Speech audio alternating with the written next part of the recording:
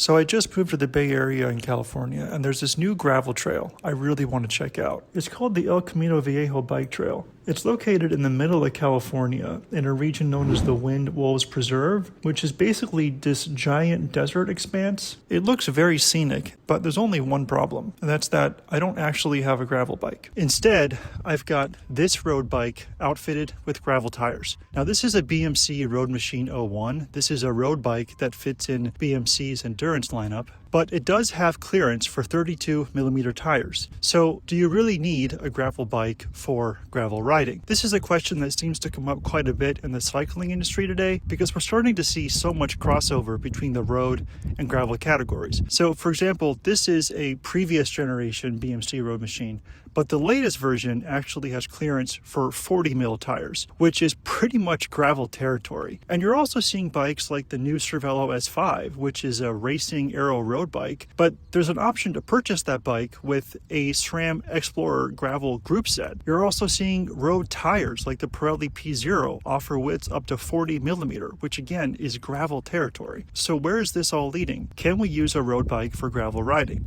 Now, I personally am a bit skeptical. I think there's a lot more that goes into a gravel bike than just tire width. So for example, gravel bikes tend to be a little bit more slack in geometry, and that's going to make the bike just more stable and more predictable in a bumpy and otherwise unpredictable surface. The frames on a gravel bike tend to be less stiff, so that's going to make them more comfortable on bumpy surfaces as well. And then of course you have the gearing and the tire clearance. So on a road bike like this, which is going to be more stiff and more agile and snappy and responsive than a gravel bike, I'm a little bit skeptical that a bike like this is going to be able to handle an out-and-out gravel terrain. But I do get the appeal of trying to have one bike to do it all. It would save money and it would save room in your home, and it would just be kind of cool to say you have one bike to do everything. So I've outfitted this bike with some Panaracer Gravel King 32 mil tires. The clearance is a little bit tight in the back, but it definitely still works. Now, the gearing on this bike is obviously road gearing. It's a 2x, it's a 46-33 in the front and a 10-36 in the back. We'll see how it holds up.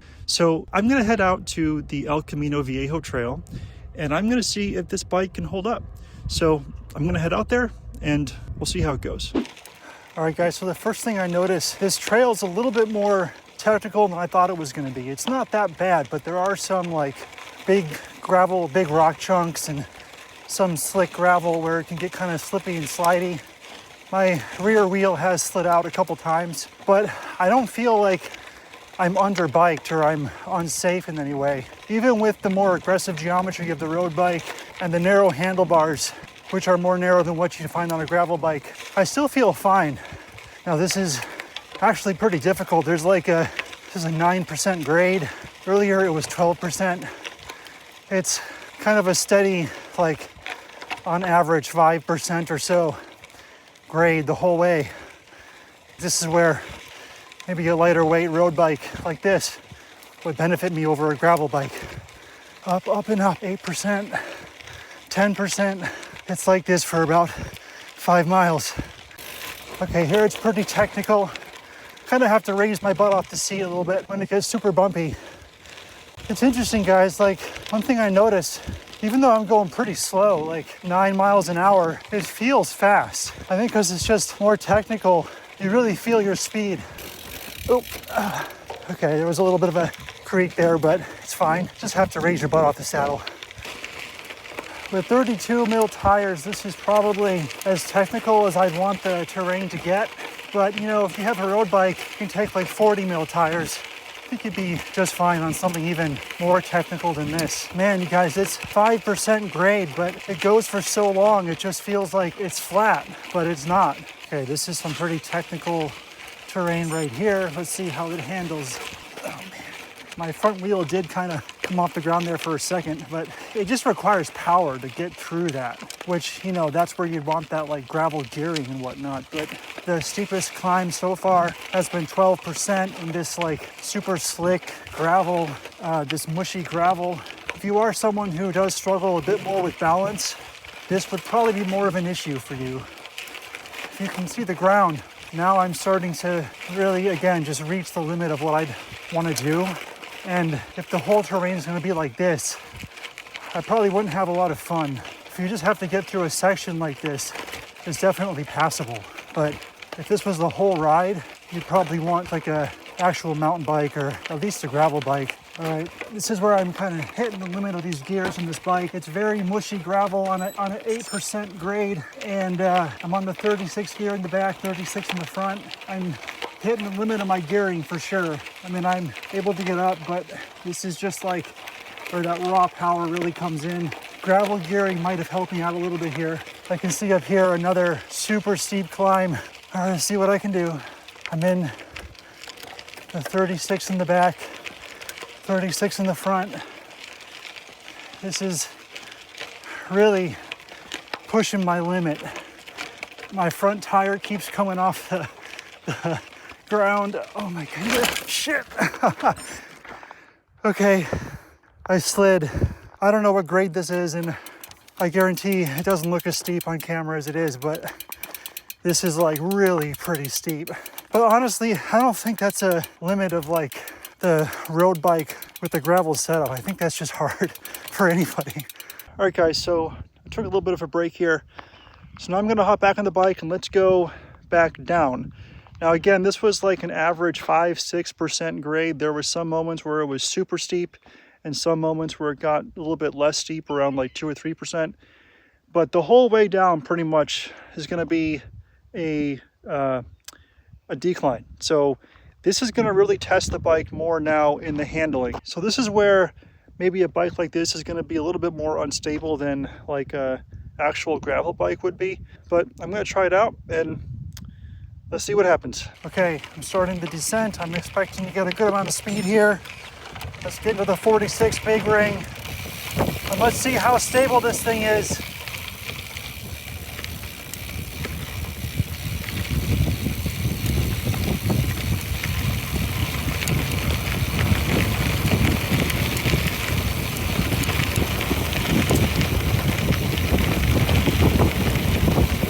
Definitely getting a lot of speed here. Starting to actually feel a little bit uneasy.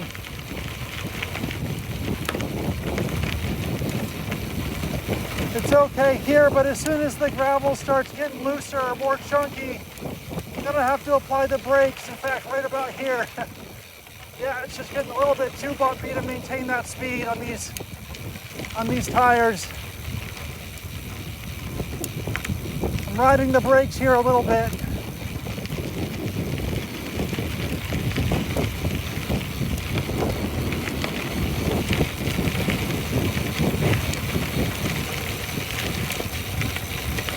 Okay, oh man, yep, that's getting really chattery. Okay, that is definitely a limit.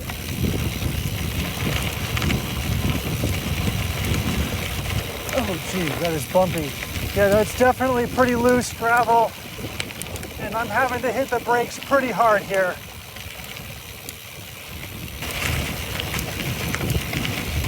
Man, that feels super sketchy. You just gotta pick a line and stick to it. But it can be a bit unpredictable, like right here. You just gotta, once you commit, you gotta commit. That loose gravel can just be so unpredictable. Okay, here it's a bit more packed gravel, so here I feel a lot better. I'm going pretty fast, but I feel pretty good about it.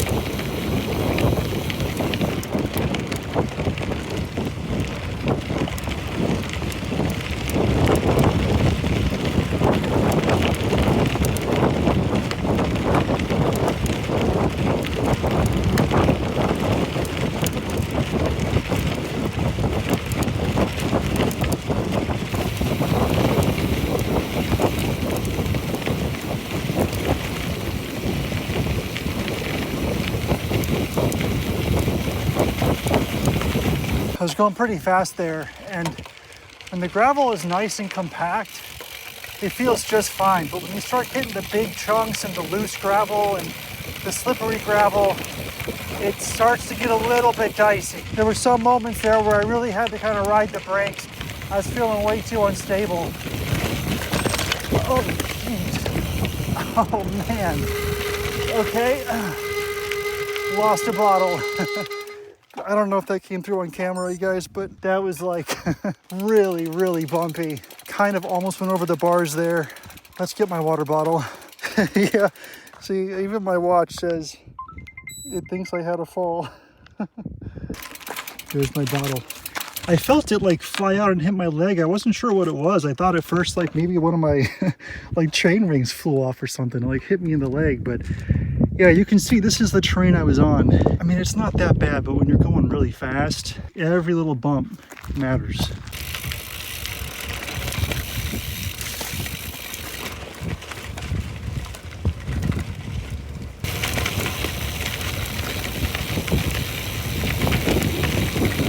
All right, we're getting in some bumpy territory again. Kind of riding the brakes here a little bit. Trying to pick my lines carefully.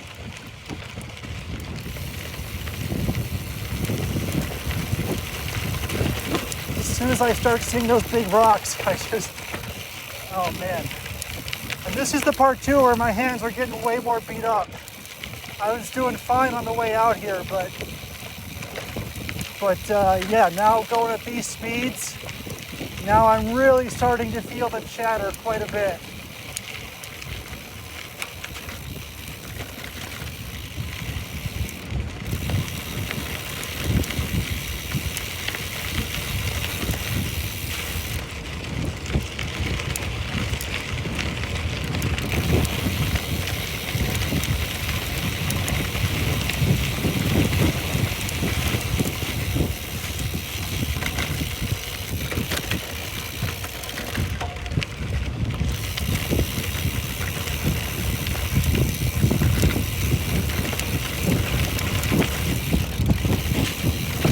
By the way, side note, I think that was the only time I literally ever lost a water bottle when cycling. So that kind of tells you how chunky this stuff really is. Oh man, this is super chattery. Oh my God. Oh, my poor hands.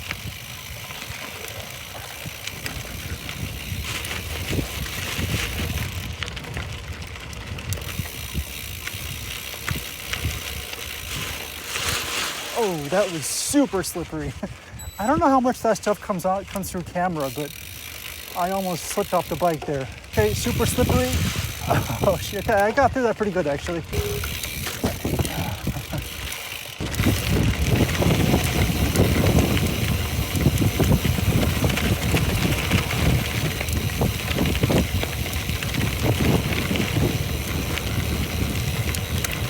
Crazy how fast it all just goes by when you're going downhill. It took me like an hour to get up it. It's taking me like 10 minutes to get down the whole thing.